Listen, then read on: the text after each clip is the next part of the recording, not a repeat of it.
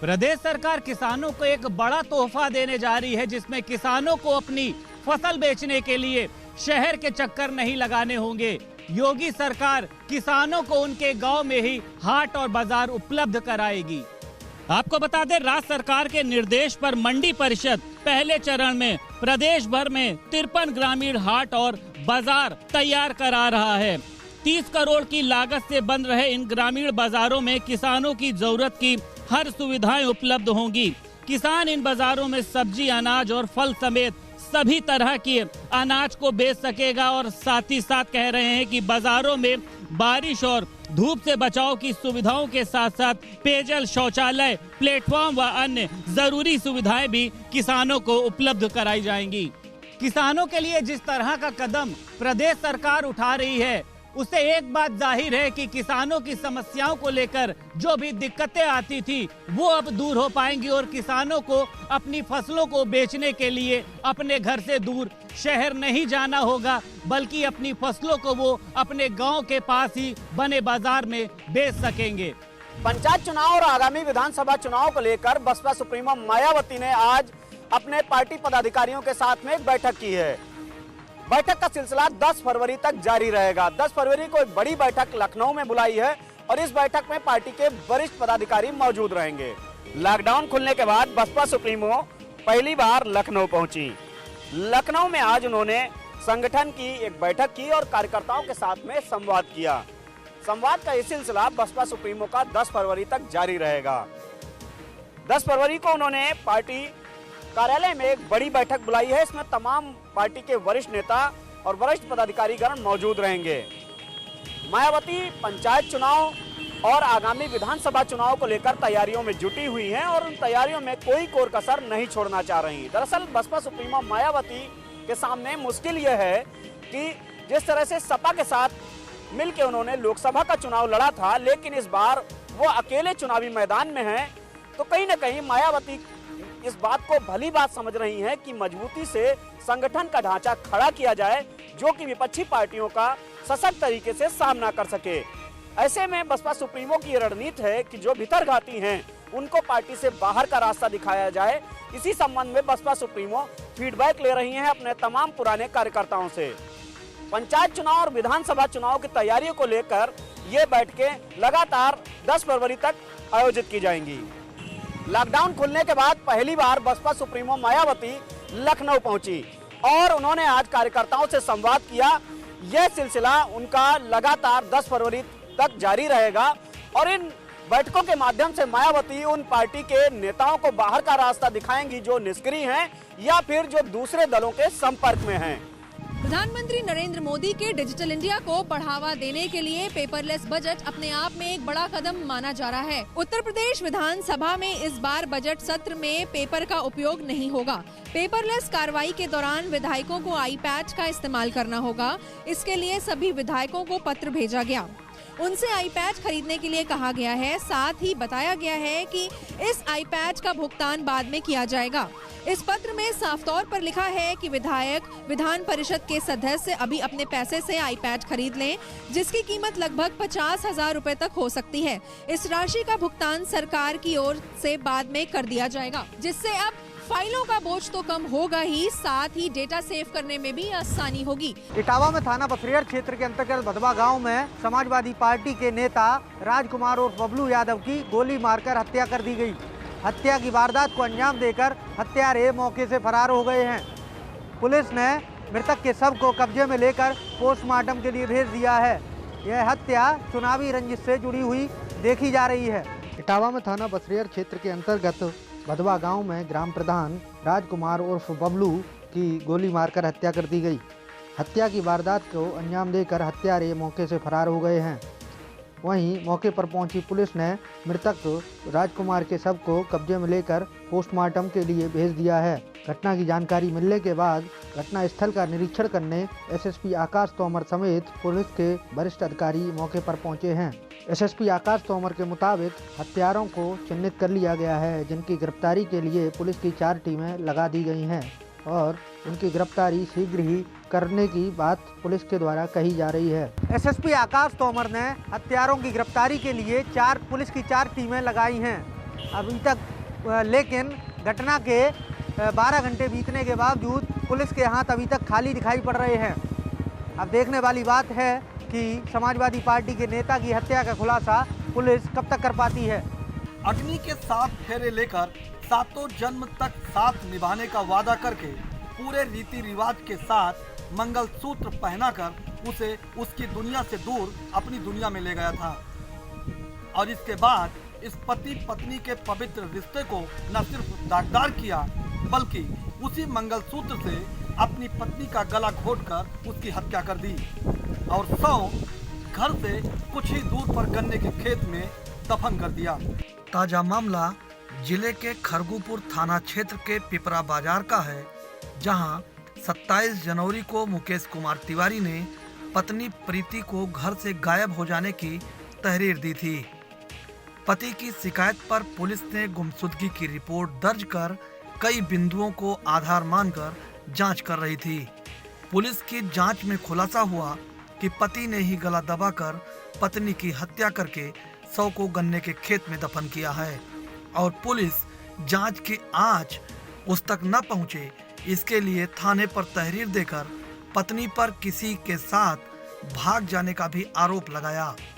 मामले में पुलिस गुमशुदगी की रिपोर्ट दर्ज कर महिला की तलाश कर रही थी। पुलिस द्वारा काफी छानबीन व सीडीआर जांच में महिला का कोई सुराग नहीं मिल रहा था।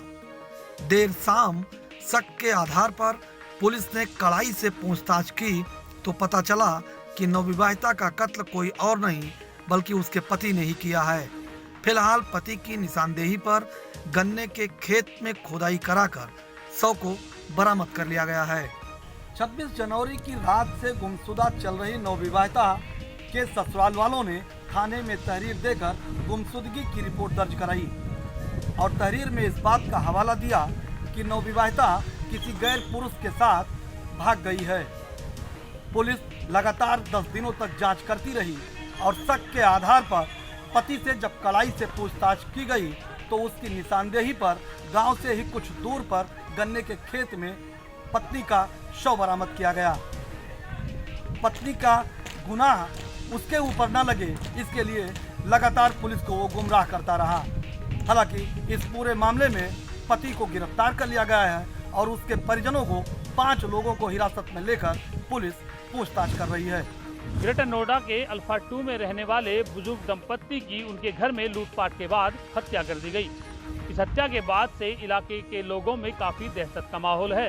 तो वहीं पुलिस के आला अधिकारी मौके पर पहुंचे और पूरे मामले की जांच पड़ताल में जुट गए हैं।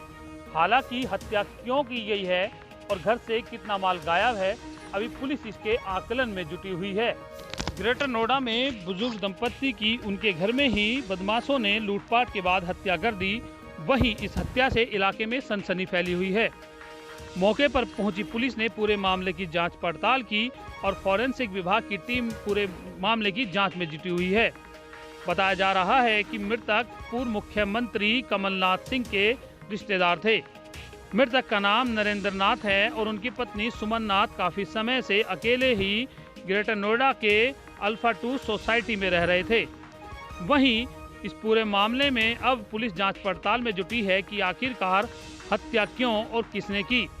पुलिस का कहना है कि हत्या में किसी नजदीकी या किसी जानकार का हाथ हो सकता है।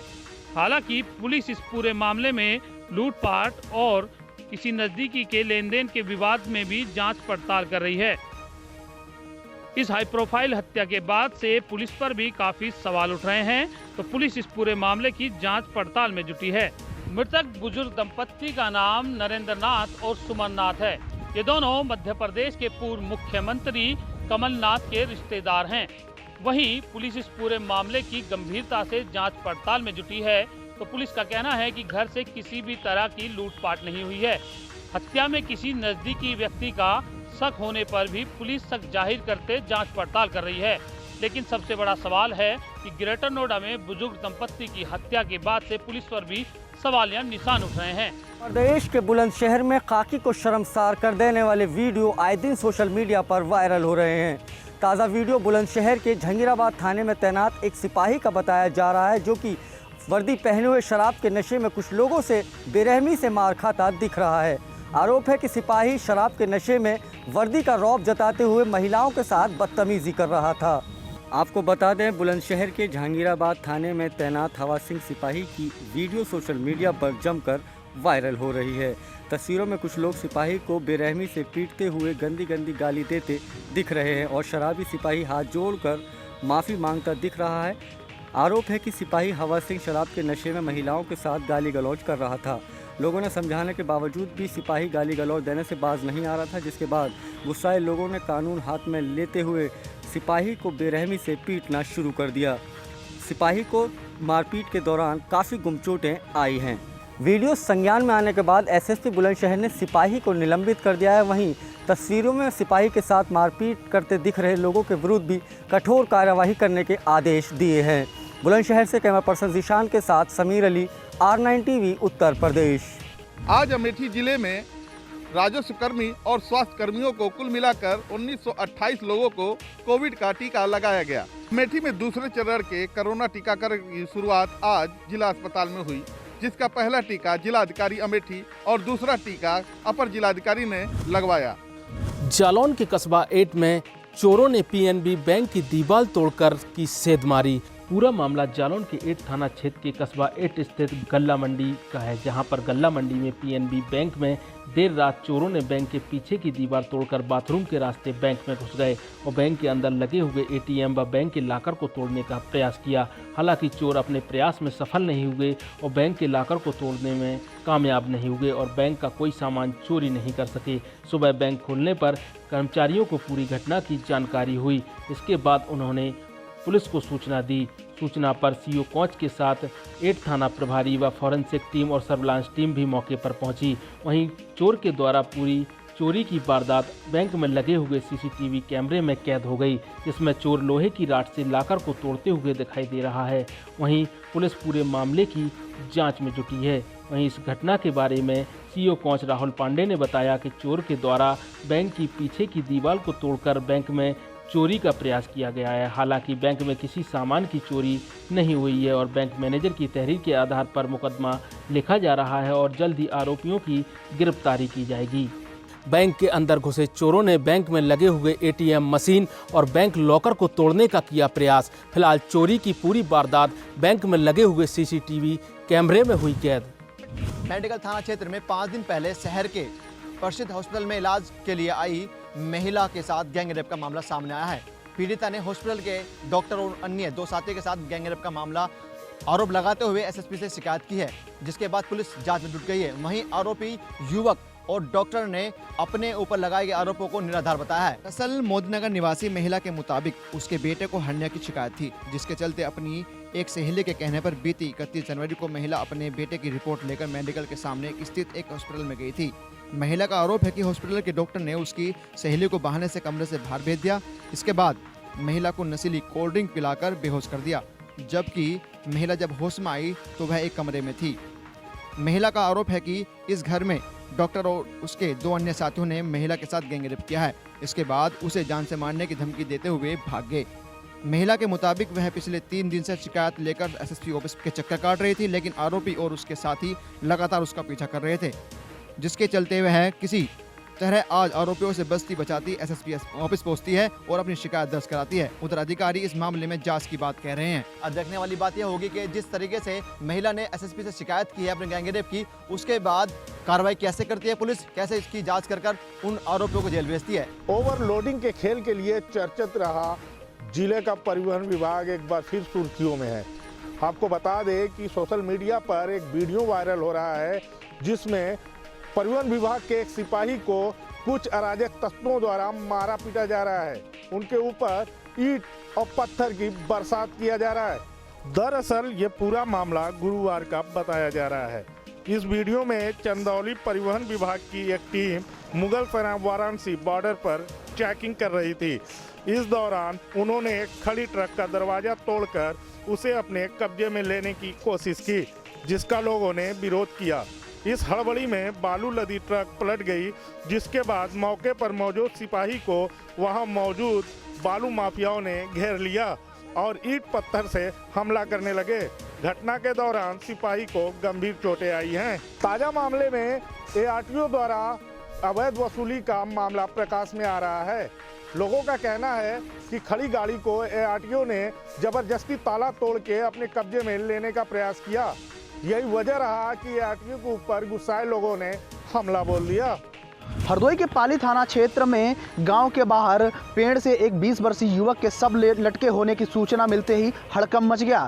पूरा मामला पाली थाना क्षेत्र के भगवंतपुर गांव का है, जहां पर 20 वर्षीय बीरा नामक एक युवक का शव गांव के बाहर पेड़ से लटका मिलने के बाद हड़कंप मच गया।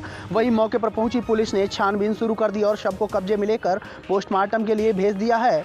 हालांकि परिजनों की माने तो युवक का अपनी फुफेरी भाभी से प्रेम प्रसंग चल रहा था, जिसको लेकर आए दिन परिवार में कलह होती रहती थी, जिससे क्षुब्ध आकर युवक ने आत्महत्या कर ली है। अब देखना ये होगा कि पुलिस किस मामले को कैसे देखती है और क्या इसमें पूरा मामला निकल कर सामने आता है। हरदोई से इंद्रेश दीक्षित, R9 TV, उत्तर प्रदेश।